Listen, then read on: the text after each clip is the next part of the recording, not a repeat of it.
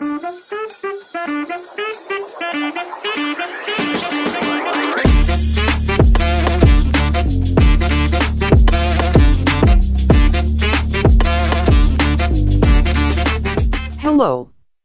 I am April Showers, reporting to you today from Fort St. James, where the District Council recently learned that once again their Fort Forum Arena project is significantly over budget.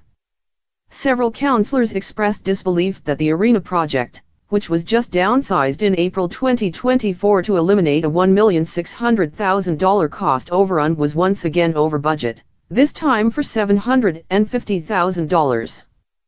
Councillor Nielsen described it as a holy moly moment when she learned of the substantial shortfall amount and asked, "What happens if we don't do it?" Dado Construction, a Fort St. James company, was the low bidder at $2,862,879.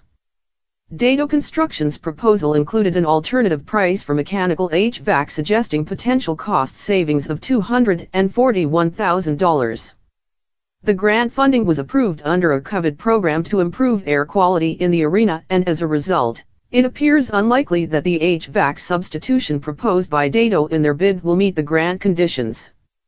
Additionally, HVAC system substitution would require additional engineering work, potentially eating up a portion of cost savings.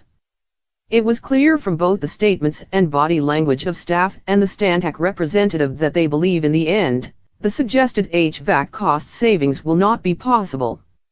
The only other way to reduce the cost is to downsize the project again, requiring grant resubmission/reapproval and additional engineering work, further delaying completion.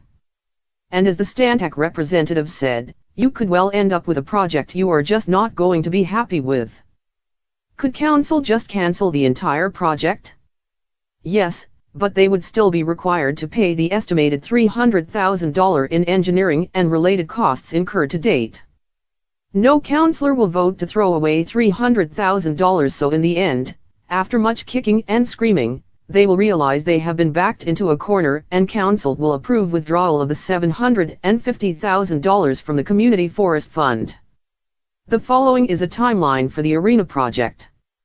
2019 budget. Investing in Canada Infrastructure Grant application for arena chiller $870,000, grant denied in 2020. 2021 budget, investing in Canada Infrastructure Grant application for arena upgrade and revitalization $4.2 million. Budgeted $1,700,000 for arena chiller in the event chiller replacement needed prior to grant being approved.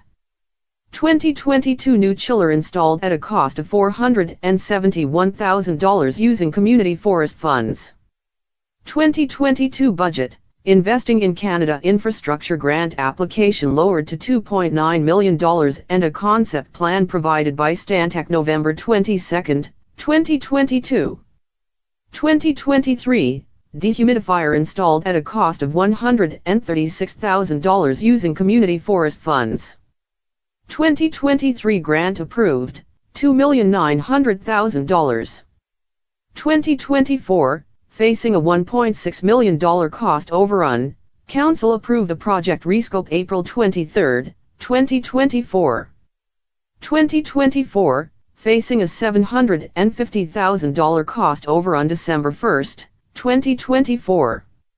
Staff and the Stantec representative explained that no concept plan or detailed cost estimate had been completed prior to the submission of the original 2021 Investing in Canada Infrastructure Grant application, and both talked at length, explaining the multiple reasons for the extensive delays and how the $1.6 million shortfall had occurred. While these explanations are both reasonable and understandable, what is not understandable is how in April 2024 Stantec could reprice the downsized project and only months later, after the bids come in, find the new cost to be $750,000 higher than their estimate. I suspect the Stantec representative was thinking he dodged a bullet after his Zoom meeting with council ended, as no councillor asked him the obvious question, how can this have happened? Explain to us how this can be anything other than a major failure on Stantec's part. Going forward, we can't help question Stantec's ability to accurately price future district projects, including the proposed $4,600,000 Spirit Square Bank revitalization. Not a good look, Stantec. We need to start on the timeline at 2022 budget, investing in Canada infrastructure grant application lowered to $2,900,000. The grant application is to fund gutting the entire front foyer area of the arena building and just making everything inside new again. Not much to see really. However, the plan did include a new high-efficiency heating system, a large decorative glass vestibule/entryway and some parking lot upgrades. In April 2024, when Council learned that the cost of the project was then estimated to be $1,600,000 higher than the approved grant amount, they instructed Stantec to downsize the project by removing the glass entryway and virtually all exterior improvements from the project. Stantec subsequently provided the district with a revised project cost estimate of $2,999,400, matching the grant amount.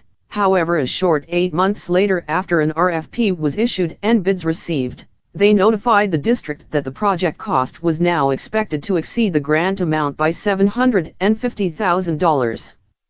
Even though this was the second time that Stantec had significantly underestimated the project cost, the only comment Stantec made on project costing in its December 5, 2024 report letter was, "The price included in Dado Construction Limited's submission is approximately 15% lower than both of the other submissions, suggesting that the price submitted is competitive relative to the current construction market."